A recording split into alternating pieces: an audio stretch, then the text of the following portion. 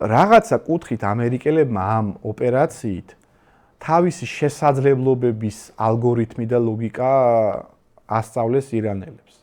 ანუ ირანელები აწი სავარაუდოდ უფრო მომზადებულები დახვდებიან ამ მსგავს ოპერაციებს. ანუ ხვალ რომ იგივე საფრთხე დაემუქროს რომელიღაც ისევ ამერიკელს ან რაღაც ისევ ჩამოვარდეს თვითმფრინავი, ირანელებმა უკვე იციან ამერიკელები როგორ მოიმოქმედებენ. ანუ მათი სტრატეგია როგორ გამოიყურება ეს უკვე გარკვეული ანალიზის ფილტრში გატარდება. რაც შესაძლო სახმელეთო ოპერაციის, რომელსაც ჩვენ ვარაუდობთ და რომლის გადასროლა ხდება, ყველა ვარაუდობს ხო მათ შორის, იმიტომ რომ მართლა ხდება გადასროლა ამ ქვეითების, ეგ რაღაცა თვალსაზრისით ამერიკელებს მაგ ოპერაციის ჩატარებაში ხელს შეუშლის, იმიტომ რომ აი ეს გადასხმა როგორ უნდა მოხდეს, ტრის ტერიტორიის დაკავება როგორ უნდა მოხდეს, რაღაცა პატარა ის რეპეტიცია ამერიკელებმა უკვე ჩაატარეს. ერთი პროგნოზი გინდა ვთქვა რა. ამაზე მე მგონი ჰოლივუდი ერთ ფილმს გამოაცხადა. ეგ ხო არა, ამაზე რატო არ უნდა გადაიღოს? ეს მართლა გადასაღებია. არა, ეს მე პროგნოზი მაქვს იმ გაგებით, რომ ეს მართლა გადასაღებია. ისეთი სცენარი განვითარდა, რომ ჰოლივუდისთვის არის გამზადებული. ხო, სხვათა შორის ჩვენ წინა გადაცემაში სანამ გაურკვეველი იყო როგორ იქნებოდა სცენარი. ეხლა ნახე, მოდი ეგეთ კითხვას დაგისვათ.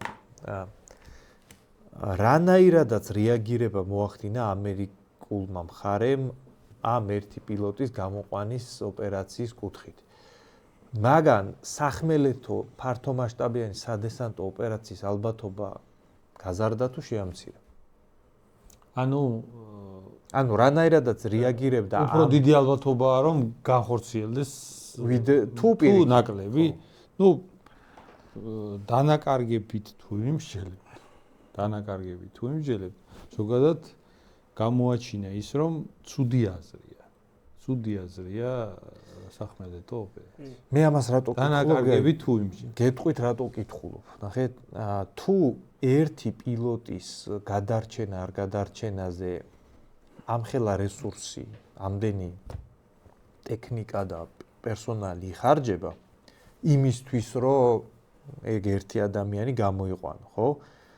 რაღაც 10,000-იანი კონტინგენტი საზღვაო ქვეითების რაღაცა ადგილას გადავსხით, რომელსაც თავზე რაკეტები, დრონები, артиლერია, FPV დრონები, რაღაცები აცვივა და კი, კაცო, იქ საშუალო სტატისტიკური ამერიკელი ქვეითი, რომ ბევრად უფრო ბრძოლის უნარიანი იქნება ვიდრე ირანელი, მაგაში თანხვდებით, იმიტომ რომ ამას ბევრად უფრო კაი დაზვერვა, უკეთესი მომარაგება, უკეთესი აღჭურვილობა, ყველაფერი ხელს უწყობს და უფრო მოწესრიგებულ ჯარში წომობს, მაგრამ მაგის მიუხედავად იქ უკვე არ იქნება დანაკარგები 1, 2, 10 და ასე შემდეგ. ხო, 10,000-იანი კონტინგენტის გადასხმა რაღაც ტერიტორიაზე და იქ მე რაღაცა ტრის საცეცხლის ზემოქმედება ამაზე გულისხმობს დიდი რაოდენობით დაჭრილებს და მსხვერპლს.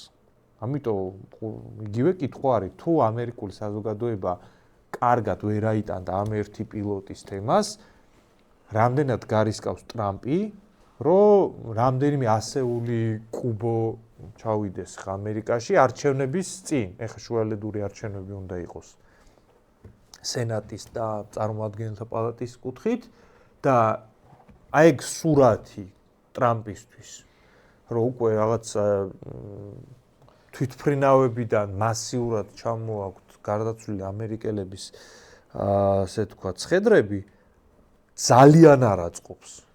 ანუ ეგ არის ამ არჩევნების მთლიანად დემოკრატიულ პარტიაზე ჩაბარება, ხო? კი, საერთოდ ეგ როგორი რაღაცა, იცი? მათ შორის შემდგომი განცხადებები, აი საით უფრო იხრება სახმელეთო ოპერაციისკენ თუ მაგალითად ირანის ენერგორესურსების განადგურებისკენ. აი ეს ორი ვერსია განიხილებოდა, მაგალითად განმახორციელოს სახმელეთო ოპერაცია, სადაც მოწინააღმდეგეს ისე კი არ დავარტყამთ, რომ ის იმას უკან დასახევი აღარ დარჩება და ის აღარ გაჩერდება დიდი ალბათობით.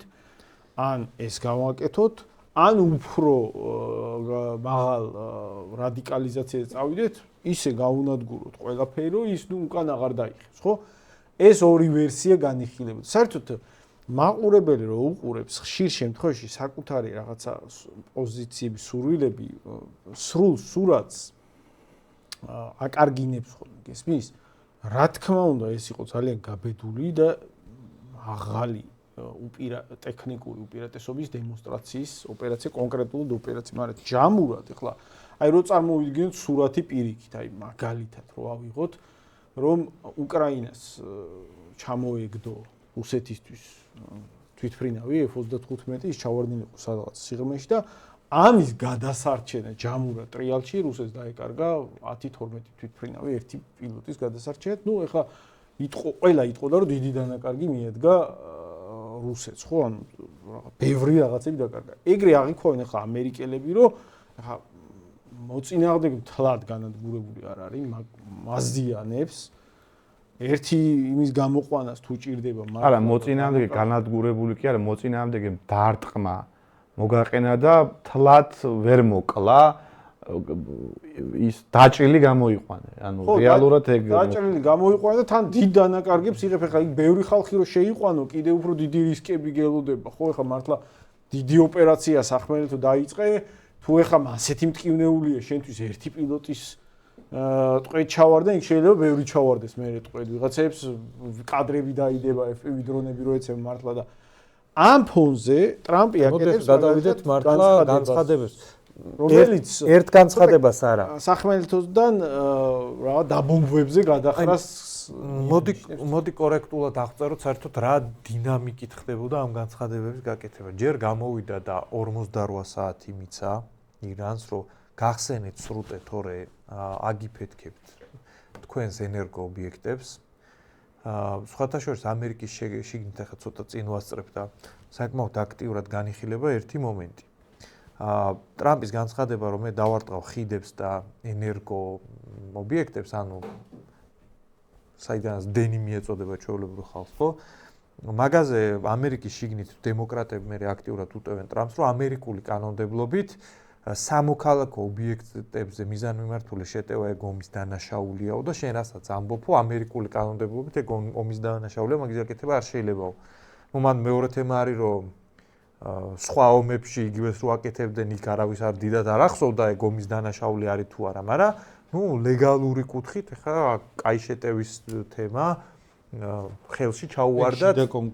შიდა კონკურენციის თემა არის, მაგრამ ნუ ეგ ომის კუთხით მართლა ეგრეა, მაგრამ ყველას ფეხზე კიდია, როგორც ხა რუსები ბომბავენ სამოქალაქო, ასე ვთქვათ, ობიექტებს და დიდად არავინ არ წუხს ხა ეგ ომის კანონების მოსულა თუ არ მოსულა, უბრალოდ იგივე ლოგიკას იყენებენ ამერიკელებიც, ხო? ამიტომ ეგ გვერდზე გადავდოთ. ესეთი თანმიმდევრობა იყო. ჯერ უთხრა 48 საათში გახსენით სრუტე, თორე არ ვიცი რას გიზამთ. მერე იყო რომ კაი მოლაპარაკებებია, კაი 10 დღით 10 დღეში თუ არ გახსნით, მერე არ ვიცი რას ვიზამ.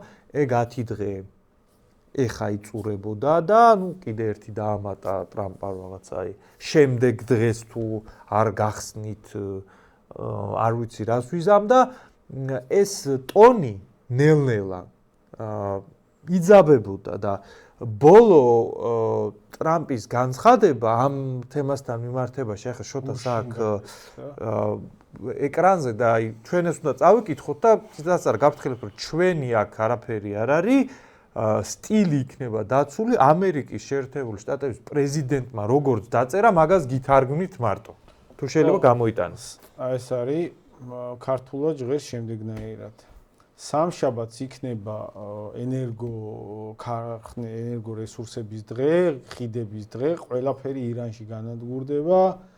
არაფერი მსგავსი აქამდე არ ყოფილა. გახსენით სრუტე? არა. მან მნიშვნელოვანია გახსენით დედანატირების სრუტე. თქვენ არა, დედანატირების ჩათლახო ნაბიჭრებო თორემ ჯოჯოხეთში იცხოვრებთ, უბრალოდ მიყურეთ, მერე არის დიდება ალახს, ეს ვაფშე აღდგომის კვირაში რატო გააძრო არ ვიცი. ანუ ალახს დააბრალებ. ხო. არ ვიცი. მაგას გავაკეთებ და არ ვიცი. ალბათ და პრეზიდენტი ხო, დედანატირებიც არ წერია, დედანატირები კიდე ცენზურის ფარგლებში ჩამჯდარი ტექსტი აქ არის დაპირუ ცენზურო ფორმითანა. Fucking ყურე გახსენითო პირდაპირ ეგეთი. ქვე შეშლილო ნაბიჯრებო fucking ყურე გახსენ. ხო, რა შეიძლება ეხა ითქვას ამაზე? როგორც ქართული კლასიკური ესე თქვათ ნაწარმოების ერთ-ერთი პერსონაჟი ამბობს, ხმამაღლა დაწერილი. კი. როგორც მინიმუმ ეგ უნდა ვაღიაროთ. არა, ხმამაღლა რა პრობლემაა ხმადაბლა წაიკითხა, მაგრამ მე მგონი სლად სიმშვიდის გამოხატველი არ არის ეს ტექსტი. არის მთელი სხვა ვერსია გითხრათ.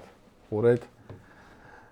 საერთოდ ჩვენ როდესაც ახლა ამ tweets თუ posts ვკითხულობთ, აი ყველაზე ლოგიკური ახსნა ამ ყველაფერს იმას მოუძებნით ხოლმე, რომ ტრამპი გაბრაზებულია და რაღაცა აიქ ვერ მიიღო ის შესაბამისი პასუხები თავისი ხალხისგან და გამწარებულმა რაღაც პოსტი დაწერა.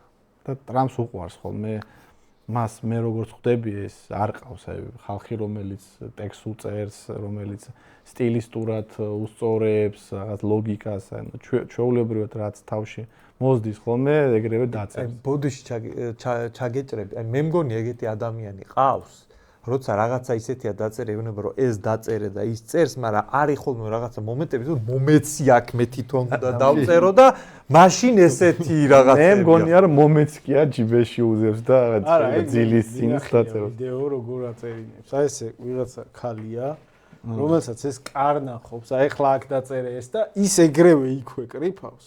და აი პირდაპირ ეს რასაც ეუბნება, აი ხლა კადრებში იყო ხო ეგეთი. კამალა ჰარისის გამოსვლას უყურებდა და ეს ეგრევე კარნახობდა და რაღაც ძალიან სწრაფად როგორც წესი ალბათ ეგრეა ხოლმე, მაგრამ აი ეს კონკრეტული ტვიტი სხვანაირად არის, და მომეცი აქ ამათ. ხო და უყურეთ რაში ეს. Fucking straight. მოდი ერთი ვერსიას გამვიხილოთ, იმიტომ რომ რაღაც ცოტა ანალიტიკა ქვია ხო ჩვენს გადაცემას და სხვადასხვა მოსაზრებებიც რომ შემოვიტანოთ. იქნებ ეს არის რისი დემონსტრაცია, იცი? აი გიჟი ვარ და თუ ეხლა არ დამემორჩილებით და მოლაპარაკებებზე არ წამოვალთ, აი ისეთ რაღაცას ვიზავ, შემაკავეთ თუ დამაკავეთ შვიდმე. გავიგე, მანდ არის კითხვა. ნახე, კითხვა რა არის, იცი? გიჟი ვარ, თავს ავიფეთქებ, ან თქვენ აგაფეთქებთ ტიპის ულტიმატუმები. აუცილებლად უნდა შეიცავდეს ერთ ელემენტს, ნახე? აი, მოდი მოდელირება მე ხო მიყვარს ხოლმე რაღაც საყოფაცხოვრებო დონეზე გადატანა და აი წარმოვიდგინოთ, რომ ვიღაცა ტიპი იარაღით შევარდა მაღაზიაში და გასასვლელს კეტა. მომეცით ფული. და ყველა დგას და ფულს არ აძლევს და დედას ფიცა ვარ ეხა ფულს თუ არ მომწევ დაგიხურიტავთ კოჭებს და უყურებენ არავინ არ იზრდება და ეხლა 5 წუთს გაძლევთ, თორე არ ვიცი სროლას ავტეხავ. ხო, ეხლა ყოველი ეგეთი განცხადების მერე შანსი იმისი, რომ ვიღაცა დაგემორჩილება, იკლებს სინამდვილეში. რატო? იმიტომ რომ ყოველი გამეორება ცოტა იმის დემონსტრაციას აკეთებს, რომ რავი შეიძლება არც ისროლოს მომენტ. არა, შეიძლება გადაუტრიალდეს და ბოლოს მართლა ისროლოს, მაგრამ მუქარის ლოგიკა ყოველთვის არის ეგეთი. თუ გინდა რომ იმუშაოს. ერთხელ ამბობ და თუ არ გისრულებენ ადუღებ. ეგრე არის კორექტულად აწყობილი მუქარა. მაგალითად, ხა ჩვენ გვახსოვს ხო გიორგი საყვარელის არის ბოლო ჩინური გაფრთხილება ქვია, თავის დროზე ჩინეთის სუსტი რო იყო, ამერიკელები მაგაც საჰაერო სივრცეს არ ღორდნენ ხოლმე და რაღაც 48-ჯერ რო აფრთხილებდნენ ჩინელები, რომ ჩვენი საჰაერო სივრცე არ გამოყენოთ, თორე არ ვიცი რას ვიზამთ. მაგაზე მე მთელი მსოფლიო გადაობდა და ბოლო ჩინურ გაფრთხილებაც დაარქვეს. ხო, ეხა ტრამპი რამდენჯერაც იმეორებს, რომ ეხა თქვენ თუ რამეს არიზამთ, აი ვეღარ დამაკავებს ვერავინ. მერე ნახეთ რა მოხდა, იმისი დამაჯერებლობა რომ მართლა რაღაცა კატასტროფას იზამს იკლებს. ამით იმას კი არ ვამბობ რომ საბოლოო ჯამში შეიძლება არ დაბომბოს. ნუ საბოლოო ჯამში ალბათ დაბომბავს კიდევაც. უბრალოდ გიორგიმ რას თქვა ამოცანა, მაგ ამოცანისთვის ეს ლოგიკა მთლად თანმიმდევრული არ არის.